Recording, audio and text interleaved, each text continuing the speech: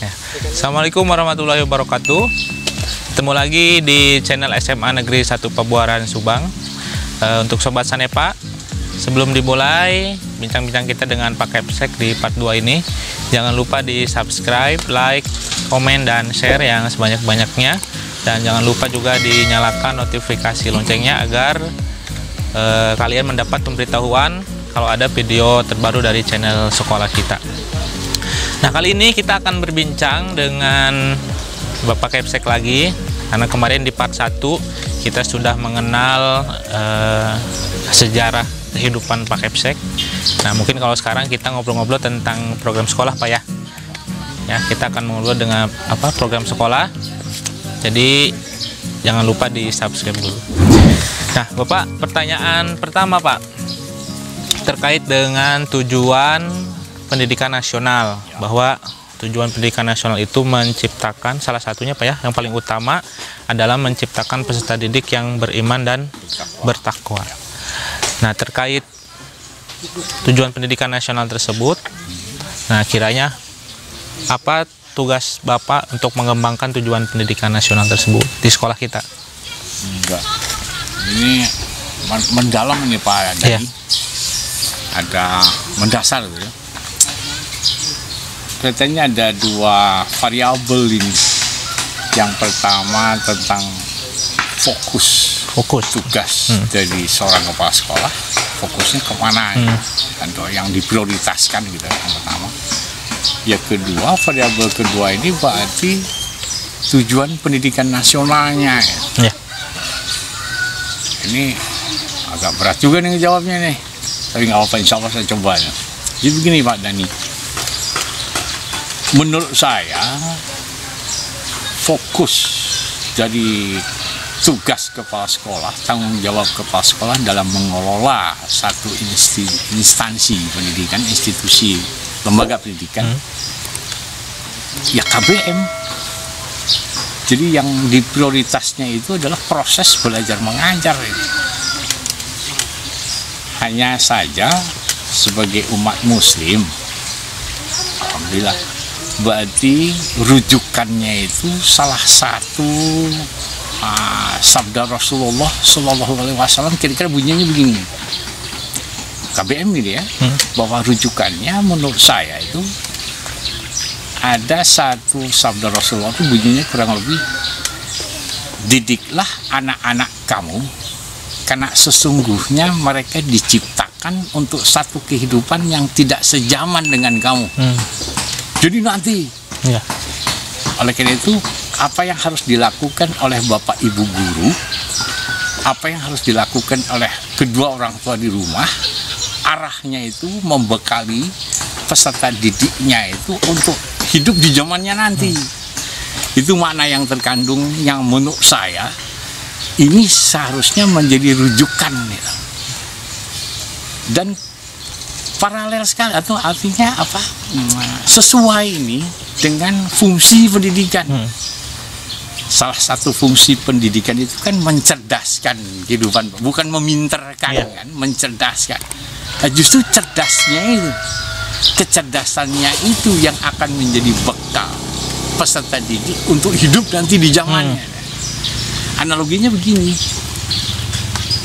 kalau dalam proses belajar mengajar, mohon maaf, Bapak dan Ibu guru hanya sampai kepada transfer ilmu, menjejali informasi, sebetulnya nggak perlu datang ke sekolah. Kalau sekarang hanya ingin tahu mah, cukup buka Google, mau tahu apa dapat itu informasi. Oleh karena itu, tidak bijak kalau misalnya seorang Bapak Ibu guru ini hanya sekedar mentransfer ilmu. Dalam pembelajaran ini, dalam kurikulum berbasis kompetensi sebagai model kurikulum yang kita pakai sekarang itu kan kurikulum berbasis kompetensi. Model manajemennya KTSP. Sebagai kurikulum berbasis kompetensi itu ada istilah 3 dimensi pembelajaran kompetensi. Ini saya meminjam pemikiran dari Dr. Hari Sudrajat. beliau mengatakan bahwa ada 3 dimensi pembelajaran kompetensi. Dimensi pertama itu lebih ditekankan kepada proses menguasai konsep dasar keilmuan. Prosesnya itu dimensi pertama. Jadi konsep dasar keilmuan, bahan ajar, mata pelajaran itu alat di situ. Dalam dimensi 1 kapasitasnya sebagai alat. Lebih ditekankan pada proses menguasainya. Nah, proses menguasainya itu terbentuk alur pikir yang kemudian dalam taksonomi Bloom itu C4, C5, C6. Di C4 kan si konsep dasar keilmuan itu, di C5 kan, di C6 kan bahan ajar itu, sehingga anak terbentuk alur pikir, kemampuan menganalisis, mensintesis, mengevaluasi. Cerdaslah terbentuk. Itu sederhananya seperti itu. Nah, kecerdasan itu yang sebetulnya yang menurut saya makna dari hadis Rasulullah tadi yang akan menjadi bekal nanti. So begini aja, logikanya begini saja. Kalau informasi yang disampaikan dijejalkan, kan antara perkembangan zaman dengan perkembangan ilmu pengetahuan dan teknologi itu kan berbeda itu. Kalau ini mungkin menurut deret hitung 1, 2. Kalau perkembangan ilmu pengetahuan dan teknologi itu kan 5, 10. Jadi kalau nanti di informasi itu dijejalkan sebagai kegiatan pokok yang utama dalam proses pembelajaran, saat ini ketika dijejalkan itu mungkin masih up to date. Tapi ketika nanti hidup di zamannya ya sudah tidak up to date lagi, berbeda dengan kemampuan berpikir. Dia yang akan menjadi bekal hidup nanti di zamannya nanti. Itu dimensi pertama itu, pembelajaran kompetensi. Jadi bahan ajar itu sebagai alat. Masuk ke dimensi kedua, baru penguasaan bahan ajarnya sebagai akibat dimensi 1. Jadi dimensi 1, dimensi 2 ini integral ini. Proses menguasai bahan ajar, tapi dalam waktu yang bersamaan si bahan ajar itu terkuasai. Dimensi 1, dimensi 2. Dimensi 3, kemampuan ini menerapkan si kecerdasan, dimensi 1, dan kemampuan menerapkan si pengetahuan yang didapatkan dalam dimensi 2 dalam kehidupan sehari-hari. Jadi ada dimensi 1, dimensi 2, dimensi 3. Apakah timbul pertanyaan misalnya, apakah sudah selesai? Belum. Kalau dikaitkan dengan tujuan pendidikan nasional yang intinya itu adalah mempersiapkan atau mengembangkan potensi peserta didik untuk menjadi manusia yang beriman, bertakwa. Kalau pembelajaran itu sudah dilakukan dimensi 1, 2, dan 3, apakah sudah selesai KBM? Belum kalau dikaitkan dengan pencapaian tujuan pendidikan nasional. Karena saya mengutip dari ada pakar pendidikan namanya, beliau itu Ibu Ratna Wilisdahar, itu profesor, guru besar. Beliau mengatakan dalam satu proses belajar, kalau bapak ibu guru belum mampu menumbuhkan rasa syukur dan mengagungkan nama Allah di akhir belajar, belum selesai. Maka kalau dimensi 1, dimensi 2, dimensi 3 sudah diterapkan tapi tidak melahirkan rasa syukur dan mengagungkan nama Allah, ya belum selesai. Oleh karena itu bapak dan ibu guru dengan demikian gitu ya, ya mau tidak mau, kalau orientasinya adalah untuk mencapai tujuan pendidikan nasional yang intinya adalah mengembangkan potensi peserta didik agar menjadi manusia yang beriman, bertakwa, maka proses belajar itu harus integral antara ilmu, iman, ilmu dan amal. Itu harus integral itu, maka terbentuk manusia yang utuh tadi. Barangkali itulah kira-kira. Nah, kemudian mengingat sekolah kita Pak ya, sekolah negeri. Betul. Sekolah negeri kan tidak identik, beda dengan pesantren. Barangkali kemudian ada, kalau sekarang mungkin ada SMA IT, SMP IT yang mungkin berbasiskan agama untuk mencapai keimanan dan ketakwaan tersebut. Nah, kiranya karena sekolah kita sekolah negeri, kiranya program apa yang ingin Bapak capai di sekolah kita atau Bapak laksanakan untuk mencapai tujuan pendidikan nasional tersebut? Terima kasih banyak Pak Ahmad Dhani. Ya, yang sederhana sajalah, kita bantu orang tua siswa untuk mengawasi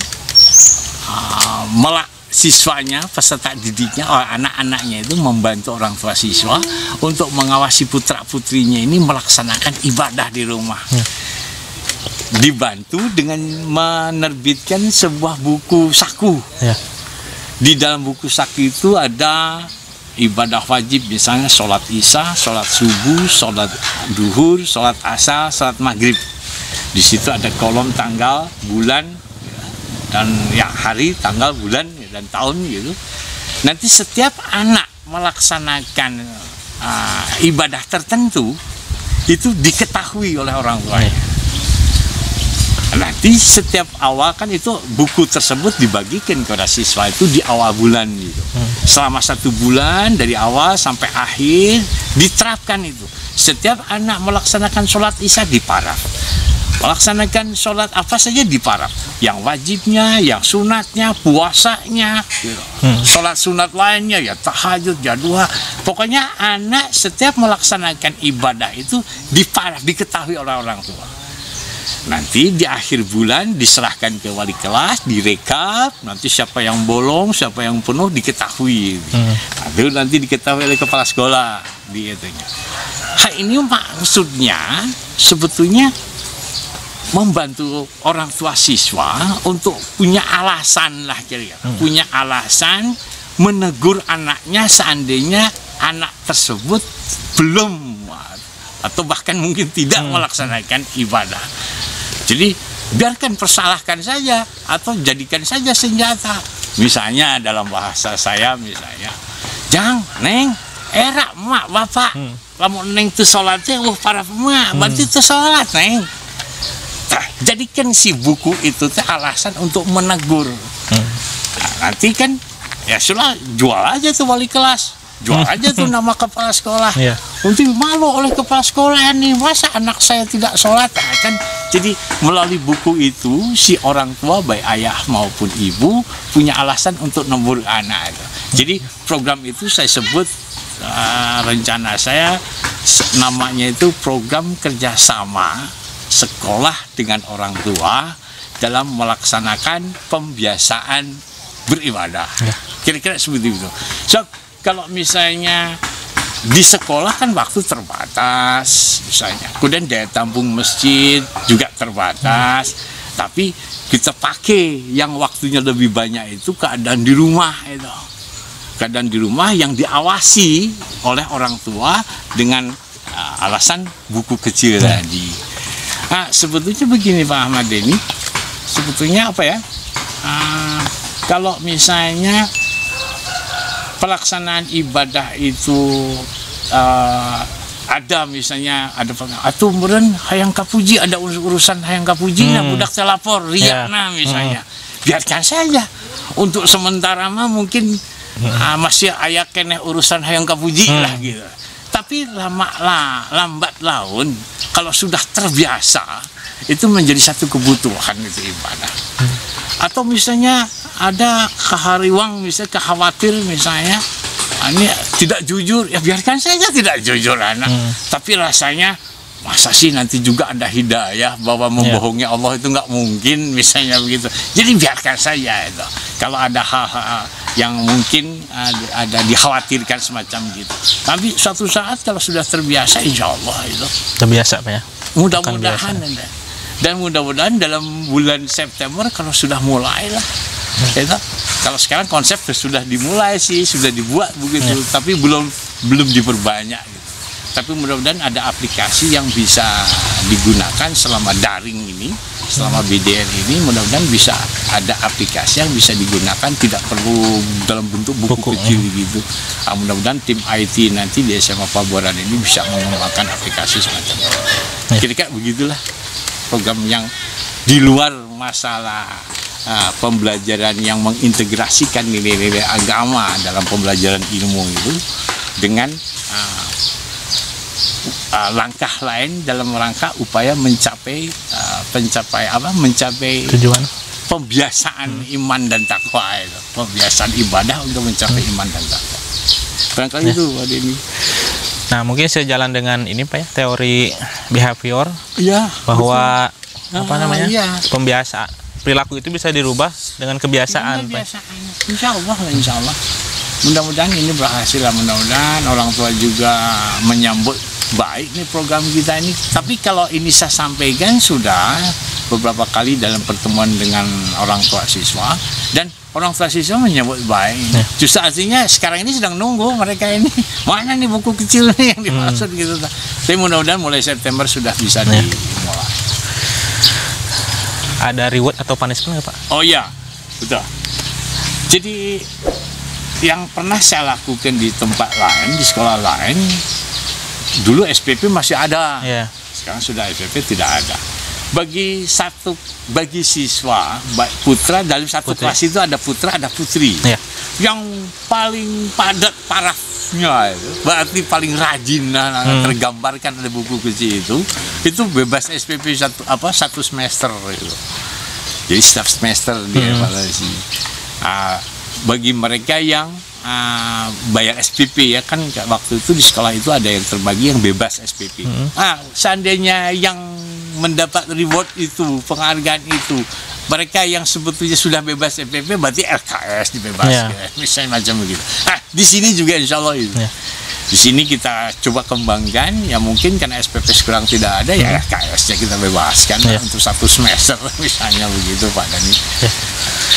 Nah itu ya, jadi buat Sobat Sanepa, terutama warga SMA Negeri 1 Pabuaran, mudah-mudahan dengan program, apa namanya Pak? Kita beri nama apa? Program Pembiasaan Pelaksanaan Ibadah. Ya, program Pembiasaan Pelaksanaan Ibadah, mudah-mudahan bisa, apa namanya, membiasakan diri, apa ya? Membiasakan diri terbiasa melaksanakan ibadah sholat 5 waktu dan lain sebagainya. Kalau bisa mungkin ada yang Senin Kamis Pak ya? Puasa Senin Kamis di situ ada kolomnya di situ. Ada pilihan kegiatannya, ada yang wajib sholat waktu, ada yang sholat sunatnya macam-macam, ada tahajud, ada witir, ada duha, gitu, ada hajat. Yang dikerjakan paraf. Gitu. Ada puasa Senin Kamis. Untuk sholat Jumat ada ada kolom isian apa isinya, siapa khotibnya. Untuk putri keputriannya apa materinya. Itu ada lengkap insya Allah di situ. Nah itu ya. Kemudian tadi jangan lupa juga insya Allah mungkin ada apa sedikit reward mungkin Pak ya. Ada reward buat yang paling rajin mengisi buku tersebut ya. Putra putri setiap putri ya. Setiap kelas Pak ya. Iya, setiap kelas ada putra ada putri. Setiap kelas jadi putra satu, putri satu tiap kelas Pak. Jadi bukan global satu sekolah. Bukan. Jadi kalau di sini ada 23 kelas, berarti 23 kali putra putri 2 46. Ya. 46 orang itu yang per bebas. Semester Pak ya. Per satu semester LKS bebas. Ya. Nah itu tadi Sobat Sanepa perbincangan kita dengan Pak Kepsek perihal program pembiasaan beribadah ya untuk untuk sekolah kita dalam rangka mewujudkan atau mendukung tujuan pendidikan nasional.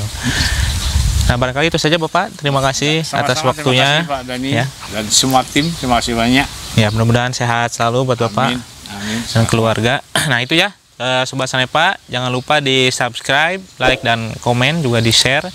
Kemudian juga nyalakan notifikasi loncengnya agar kalian dapat pemberitahuan jika ada video terbaru dari channel sekolah kita. Terima kasih yang sudah nonton. Akhir kata, assalamualaikum warahmatullahi wabarakatuh. Waalaikumsalam.